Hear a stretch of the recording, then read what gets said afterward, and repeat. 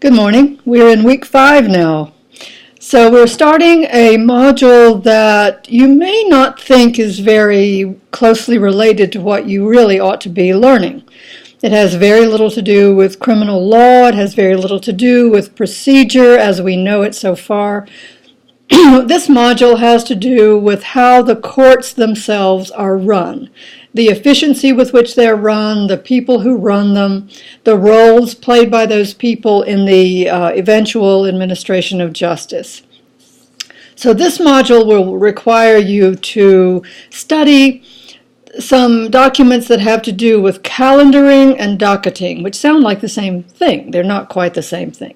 The judicial clerks, the court clerks, usually have the task of preparing the court's calendar. And that calendar will include things like pretrial conferences and motions and meetings with counsel, meetings with other judges for conferences and so forth. Docketing, on the other hand, involves scheduling trials. That they both are scheduling exercises, but they are slightly different from each other. And both of them usually are handled by a person called a court clerk. Now, many of you in this last week have interviewed court clerks or will be doing so. You've also interviewed other court personnel who will be involved with this calendaring and docketing process and with the general concern of court administration. That's what Module 5 is all about. There's a good bit of written material in your materials that have to do with how cases are administered, who does it, what the differences are between case administration and record keeping in the state systems or typical state systems, and how they are kept in the federal system. So you'll get to explore all of those extremely exciting aspects of court administration. One of the things I want you to be sure to do is to really keep in the back of your mind, or maybe even in the front of your mind at times, how this emphasis on efficiency, judicial efficiency, has an impact on justice. Now, there is a requirement, a constitutional requirement via the Sixth Amendment, to hold criminal trials as quickly as possible after the charge has been brought. It's the speedy trial aspect of the Sixth Amendment. Criminal trials, not civil. Now, what is a speedy trial, and what does that mean in terms of justice? Well, we don't want to have a criminal who's been accused of a crime, or a person, not a criminal, a person who's been accused of a crime languishing in jail for months and years waiting to be tried.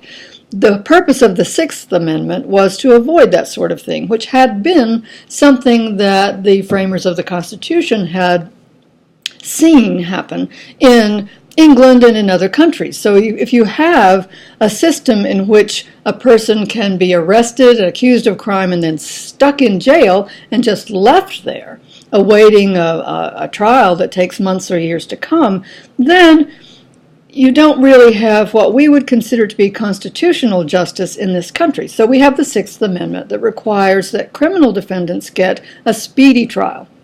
But what does speedy mean? Well, it means different things in different cases, and it is very case specific. There's no certain number of days, in other words, or months or weeks or hours that a person has in order to be tried. Now, there are guidelines for arraignment and plea and first appearance in front of a court and that sort of thing. Every state and the federal government has those guidelines, so you can't be kept in jail for more than, say, 36 or 72 hours or whatever the number of hours is, depending on your jurisdiction, before you are charged with a crime. However, the Speedy Trial Amendment has to do with the trial itself. Now, how does that amendment, which seems to argue for judicial efficiency, impact justice? Because a hurried trial is not always going to be a fair, complete, well-researched, just trial. So what we want, ideally, is the perfect balance between efficiency and justice. And that's what this module is getting at. How do we combine those two concerns, judicial efficiency and ultimate justice for the defendant and for, of course, the public as well? That's what you're going to be studying. Keep in mind as you talk about calendaring and the roles of court personnel, who those personnel are. Now, you've already had a good exposure to that in your quest for an interview subject, so probably you're already fairly familiar with the people who play a role in a court system.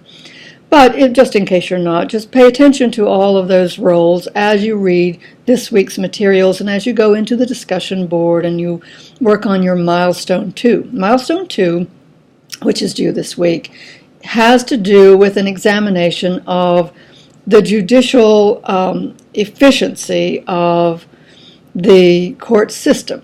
Now, it's going to ask you to compare calendaring and docketing methods in the state courts, and here we're looking for a typical state court, but that's kind of hard to pin down. So if you want to concentrate on the system in your own state, that's perfectly fine. You can use that as a comparison with the federal calendaring and docketing system. Here's another hint for our final project. This is an academic exercise this week in terms of dealing with state calendaring and docketing process, because our case is not a state case. It's a federal case, isn't it? Because, and here's a hint again, this is where it pays to watch these videos, the case in the final project is a federal case for two reasons, as I've said in a lot of my replies to your discussion board comments in the past couple of weeks. One reason is that the crime, the bank robbery, took place in Washington, D.C.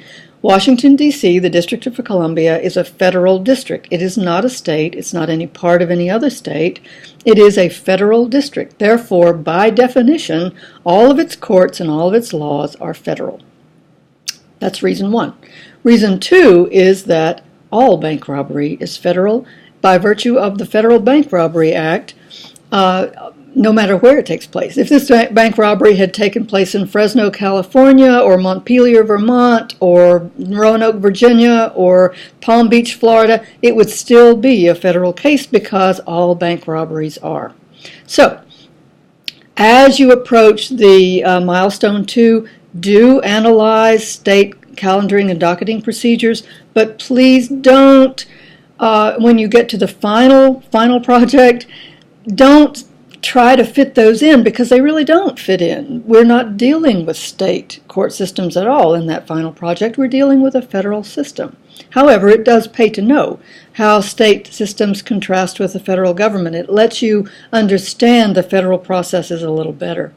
Many states, by the way, have begun to pattern their own judicial procedures and administrative procedures on the federal government. So you may be in one of those states. You may, once you start examining your own state's procedures, you may see, well, gosh, this is just like the federal system. That's very likely. Many states have decided that the federal system of doing almost everything procedurally is a more efficient way to go about it than their old-fashioned state systems, and for the most part, that's true. My own state, Virginia, which is always the very last to jump on any modern bandwagon, still has procedures, and I'm not joking about this. We still use procedures that were in use in, say, 16th, 17th century England, that England abandoned a long time ago. We like them. We don't like to change here in Virginia. There are some other states like that. We're slowly dragging ourselves into not the 21st century, but the 20th. So, we'll get there eventually. I'm going to be quiet now because I've gone way over my self-imposed 7-minute video limit. We're at 9.5 minutes already, so I'll say goodbye. Watch for my comments in the discussion board this week. I reply to people individually, but those comments usually are meant for everyone.